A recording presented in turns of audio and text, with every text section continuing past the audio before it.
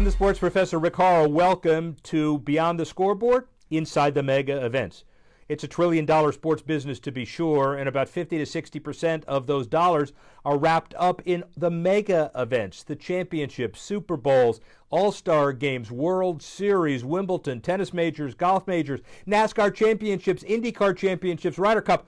All of those too numerous to mention. I'm in my office to kick off the show, but I'm not here a lot. I'll be on the road on a weekly basis to bring you the inside tips from those major events. The balance sheets, who wins, who loses, the interviews, how you put on the events, and how you sustain them.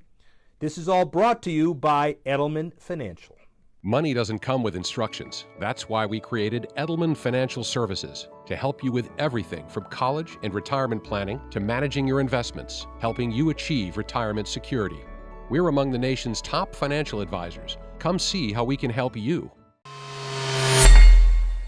Rick Horrow, opening weekend, MLS 2019 season, but as we've seen, this is so much more. First of all, the relationship with the Qatar Embassy, the 2022 Olympic Committee, their folks ingrained in promoting soccer to the masses worldwide with a charitable bent that also ties into DC United here for the next 3 years and then segues back to the next World Cup, by the way, on the North American continent. A lot of synergies here, not only for DC United and Audi Field, but for the MLS as well. Second, DC scores 100 coaches, 3,000 kids, a relationship that deals with building facilities, promoting events, special curriculum. It is the power of sports like none other. And finally, the whole idea of the growth and development of the MLS as well. They're attracting talent, they're building new stadiums, they're expanding. But not only that, they're tying in the fabric of the World Cup as well. We could have just as easily sat out this entire next 3 years by saying the U.S. didn't qualify before, who knows what's going to happen after, and soccer is going down. Andy Bush and others with DC United decided to take the next step, develop the relationship with Qatar, and going on like never before. So the bottom line is the event itself really important. The MLS 2019 really important. First full season with Audi Field and DC United. Even more important than that, everybody in soccer in the region in very good hands. Rick Horrow here with Andy Bush, CRO, way beyond that title, but he is Chief Revenue Officer of DC United. All of the vertically integrated holdings, the real estate entities, all of the relationships here, revolutionized this organization in a very short period of time. But it was easy to do because there is so much potential here. You've been on this job for 3 months? 5 months. Yeah. Well, I mean, what do you think? What do you think of the potential of this organization, MLS generally, DC United, Audi Field, everything? Give me your perception. You know, the league has hit its stride, and I think it's somehow being a 22-year-old league, it's probably in its first stride. Yeah. When you look at the nature of our sport, the intensity, how fast it moves, it's under 2 hours. I think there's so many advantages we have culturally now in the U.S. But this whole generation who started playing in the 80s and 90s are now having their own kids, and the quality's getting better, economically is getting better. Our media attention has been incredibly successful in the last few years. So we're finally at that point where we're starting to be noticed around the rest of the world. Well, but I also think it's the raw material also requires some creativity and entrepreneurialism to take it there. You personally were at Octagon, put on a lot of different events, rose at Octagon, and then you took this on as an amazing opportunity.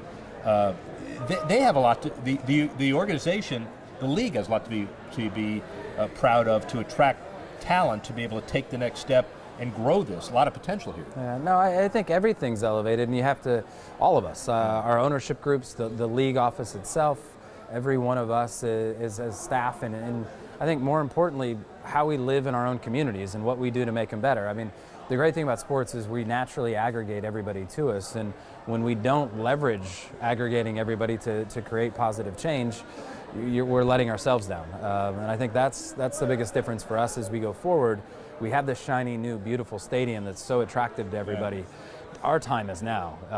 I'd say even more important than a league, our time is now of what we become when we're playing well, when we're playing bad. It isn't going to matter because our fans are going to be energized. So that's our goal. Well, and let's talk about the timing of this. It's very easy to say U.S. didn't make the World Cup last year, soccer's in a funk, let's just get through that period and figure out what's going on. You, on the other hand, have developed this relationship with the Qatar Foundation, and you've developed something called Kick It with Qatar. This whole event is the day before the opening of the 2019 MLS season, but it prepares the U.S. for the 2022 Qatar event, which then 2026 is the North American Games. But it has a relationship that's way beyond that. Talk about it. Well, I think it's one, and this event, Kick It with Guitar, shows our venue is so much more than just an MLS stadium. So that was critical. Two, the relationship and what we can learn as they're building into something so significant.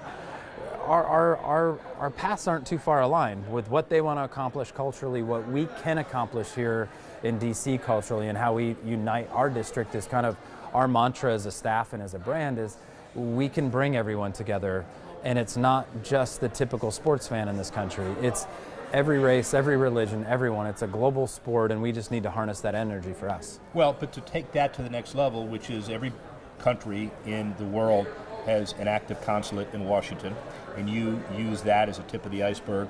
The Qatar deal obviously is important because of 2022, but there are a whole lot more consulates around here, so that becomes a good potential as well. Yeah, I think the embassies and our schools and the diversity of the international schools and pairing all this together to create multi-day cultural events where we celebrate everything that's unique about that culture.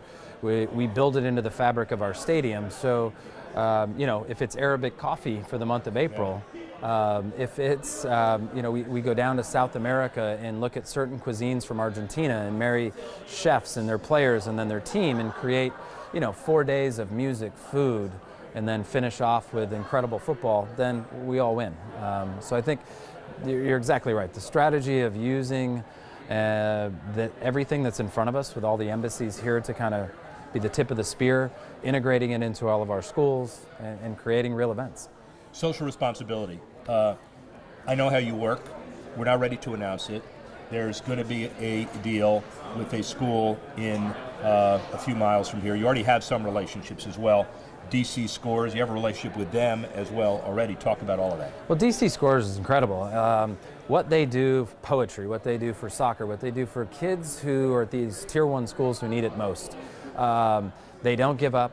They dive in, they lean in, they commit their time, and we've got a great new partnership we'll be announcing at DC United with a great company that's very, very philanthropic driven.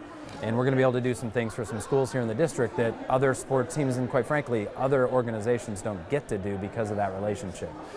What DC Scores allows us to do is have access to these kids on a regular basis. So as our academy develops, as our first team training, our developmental teams, they're going to get more access to us than they ever have. And if our players can inspire these kids in such a positive way, it's not just to be an MLS player, it's everything positive to give back to their communities. So that's what we're excited about. And DC Scores gives us that instant access.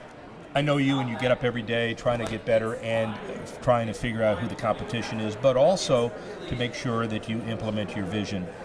You see a lot of other things happening in DC. DC has an incredibly passionate fan base, but also has a soccer history. I'm not sure about checkered, but there are a lot of false starts of our stadiums here. Finally got one done.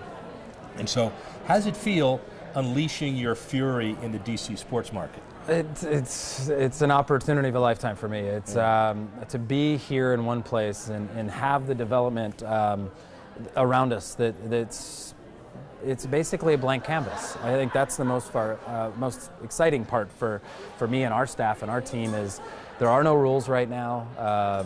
We have a lot of real estate, we have a lot of land, we have a lot of things to do with our stadium that are up to us to decide how much we want to do. And Loudoun County, too. Loudoun County is going to be incredible for us, 50 miles away of our first team training center, developmental team. So for me, again, like I said, our time is now, and it's our only limit is ourselves and how hard we push. So it's going to be a fun road. Last question, get this one. Andy Bush, MLS, DC United, where are all of you 5 years from now? A dad, home, and retired. That's not true. That ain't going to happen, ladies and gentlemen. I just want to tell you, that's not happening. DC United, MLS, upward, and one of the reasons they're in really good hands with Andy Bush. Thank you, my friend. Thanks, Rick. I appreciate it, bud.